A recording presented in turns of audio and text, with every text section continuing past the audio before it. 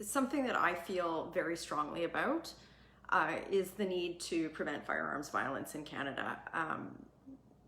This is something that nobody should be subjected to, and I strongly, as I hope everyone watching this video does, support measures that will reduce these types of incidents in Canada. And when you look at these types of incidents, where they happen and under what circumstances, more often than not, the common denominator is firearms that have been obtained illegally, particularly smuggled in from the United States.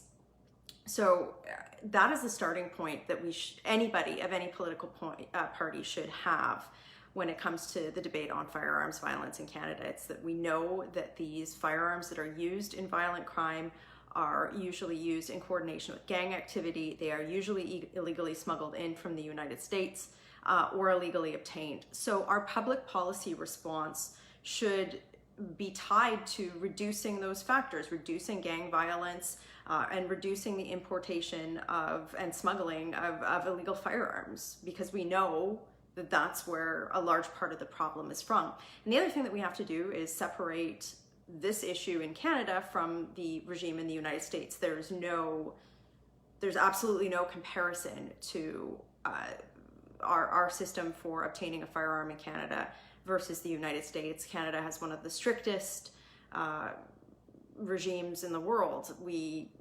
People that legally obtain firearms in Canada have to go through massive background checks, training, and are subject to ongoing background checks and criminal record checks should they wish to retain their firearms. So, that's where the public policy debate should be. During the middle of the pandemic, while Parliament was shut down, the Trudeau Liberal government opted to do something completely different. And that is, without parliamentary debate, they announced a list that is nebulous. I believe it has over 1,500 models, and it's been changing very regularly, that they were going to just seize the property of people that had legally obtained their firearms, that use them for, in accordance with very strict rules in Canada that you can only use these firearms for. And they did this while knowing that the problem in Canada was largely vastly related to smuggling in illegal firearms from the US. So this confiscation regime that happened during the pandemic happened without debate and without any evidence to show that at all that it would reduce firearms violence in Canada. In fact, the Trudeau Liberal government used the emotions surrounding the horrible and horrendous set of murders that happened in Nova Scotia early in the pandemic, that the community is still reeling from, as an excuse to undertake this undemocratic and frankly futile, if you will, because of where we know the problem is coming from, firearms confiscation regime. It's one of the, like, look, if you're watching this video and you completely disagree with me on firearms, even if you think, nobody in the country should have a firearm under any circumstance, you and I could have that debate. I'd be happy to have that debate. But on this point, we should agree. This should not be happening without parliamentary debate, because that debate should happen. We should be talking about the best way to solve the problem. I disagree. I don't think that this is going to solve the problem. I have evidence on my side. You might have emotion on your side. But where you and I should agree is that the government shouldn't be confiscating legally owned property without parliamentary debate or oversight while Parliament has been suspended. So for those of you who are watching who agree with me, this is my appeal to you. I did start a petition to oppose this.